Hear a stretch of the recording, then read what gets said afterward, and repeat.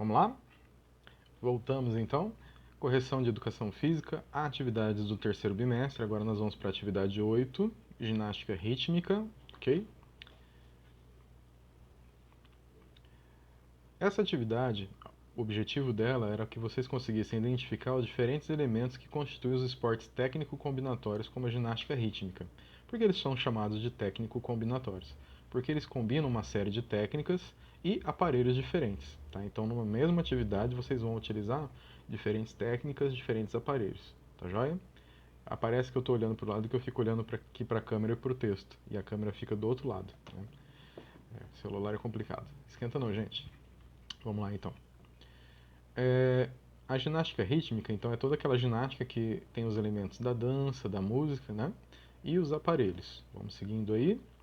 Os aparelhos da ginástica são corda, temos lá a corda, o arco, né? Que é o famoso bambolê, né? Mas na ginástica ele é chamado de arco. A fita, que é aquela madeirinha com tecido. Se estivéssemos na escola, nós faríamos, né? Todo ano a gente faz a oficina de aparelhos de ginástica rítmica e depois cada um leva para casa, né? Massa e a bola.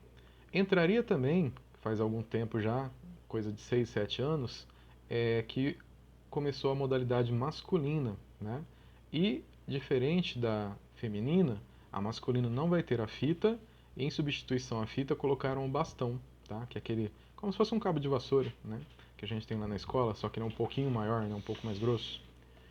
Dando sequência, aqui nessa atividade eu pedi para vocês assistirem um videozinho, né? Coloquei lá no formulário o vídeo das meninas do Brasil disputando o PAN em Guadalajara em 2011.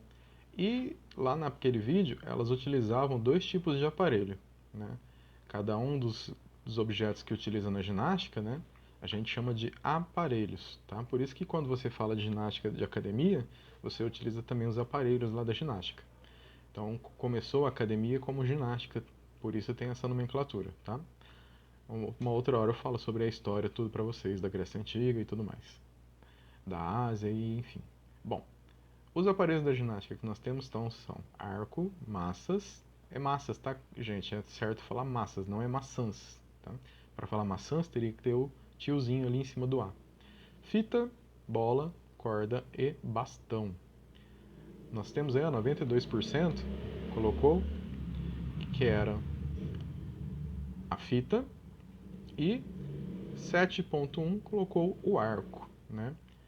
Aparentemente, eu acho que a questão não aceitava duas respostas, né? Eu tentei configurar para colocar duas respostas, mas acho que não aceitou. Então a maioria colocou o aparelho que mais tinha, né? Que eram 3 meninas utilizando a fita e 2 utilizando o arco, né? Aqui tem a imagem do vídeo, né? São as fitas, olha lá, elas fizeram as fitas das cores da bandeira. Elas usam muito, né, essas cores nas apresentações. Então, nos vídeos do PAN de Guadalajara, durante a apresentação, as atletas ficam paradas ou se movem, né? Aqui no caso é uma imagem, né, uma foto, estão paradas. Mas mesmo paradas dá para ver que elas estão fazendo algum movimento lá. Pela foto dá para entender. Conte como elas se movem durante a apresentação. Uma coisa muito importante na ginástica é você saber dar nome aos movimentos, né? Então, se a gente vai falar de futebol, você sabe quando é um voleio, quando é um chute, quando é um cabeceio, quando é uma matada de bola, um domínio, um drible, né? Tudo isso aí são nomes dados aos movimentos do futebol. Como a ginástica é um esporte que não é tão comum no Brasil, né, nem passa tanto assim na TV, é normal a gente não ter tanto convívio com os nomes. Então por isso que eu já pedi para vocês irem aprendendo um pouco dessa nomenclatura, né? Quem não quiser participar ou praticar nenhum dia, quando estiver assistindo uma apresentação dessas, vai saber, né? Ler e entender aquilo que está acontecendo ali, né? Não é só um bando de gente jogando coisas ao ar e pegando, né? Então você vai entender o que está sendo feito ali. Bom, continuando, eu trouxe aqui o vídeo, vamos ver se ele vai rodar. Esse PowerPoint aqui tem hora que ele é meio sistemático. Eu vou dar uma pausada aqui no meu. Opa! Acho que vai abrir.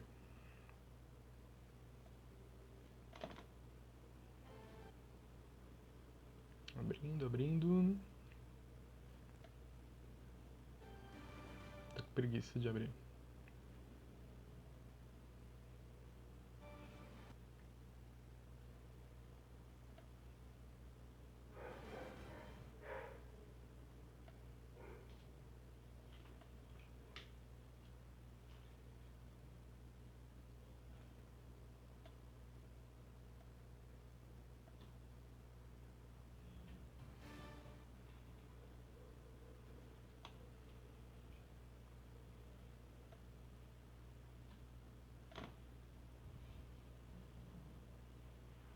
ver aqui.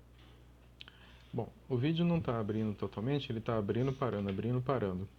O que é importante a gente observar aqui? A movimentação, né, que é o que a pergunta pedia para vocês. Então a gente vê que elas estão se movimentando, né, elas estão saindo do lugar, trocando as posições, né. A gente vê que tem alguém se preparando para o salto, tem alguém já fazendo solo, né, duas que estão fazendo já os movimentos no ar. Então é bem amplo, né, não é parado no mesmo lugar, fazendo a mesma coisa. Elas tentam explorar o máximo possível. Esse explorar o máximo possível os aparelhos a gente chama de manipulação, tá? Então a manipulação dos aparelhos são os exercícios que são feitos com ele. A fita, no caso, quando elas fazem aquele zigue-zague, aqueles aspirais, cada um daqueles movimentos tem um nome, tá? Então a atividade 9 que eu vou trabalhar com vocês, a gente vai falar um pouco disso também, tá bom? E também sobre os movimentos que são feitos no solo, de equilíbrio, saltos, tá? Pivôs, que são quando você faz aquele giro com o pé no chão, né? Você mantém o pé de pivô, né? O pé de apoio no chão. Tudo isso aí a gente vai estar trabalhando, ok? Então vamos seguir aqui. Próximo slide. Próximo. Ah lá. Aqui tem as respostas que vocês colocaram lá. Elas se movem em um tubo. A gente pode entender isso aí como o arco, né? O bambolê. Elas se movem com leveza e acompanham o ritmo da música. Sim, observou a música? Apenas se move, né? Uma pessoa já bem econômica nas palavras aí. Elas se movem, elas pulam, correm, dançam. Sim, corretamente. Sim, fazem movimentos sincronizados. Alguns momentos os movimentos são sincronizados, mas é, nem sempre eles são iguais, tá? Então, por exemplo, nós temos aí três meninas utilizando as fitas e duas utilizando os arcos. Poderia ser cada uma delas utilizando um aparelho diferente, tá? Então elas estariam fazendo movimentos diferentes, mas ainda assim eles estariam sincronizados sim com a música, né? Então, o ritmo nem sempre é um com outra.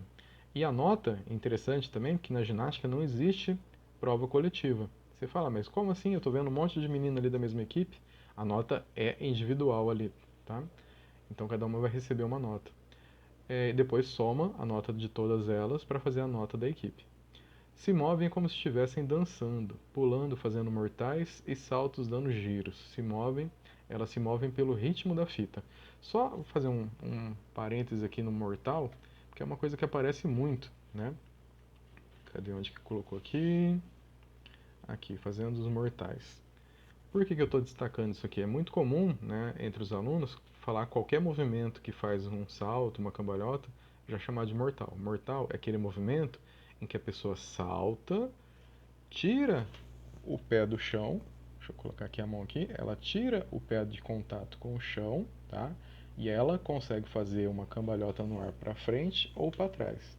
Então ela tem um momento que ela tirou o pé do chão, ela faz uma cambalhota para frente ou para trás no ar. Isso é o mortal. Por que ele tem esse nome?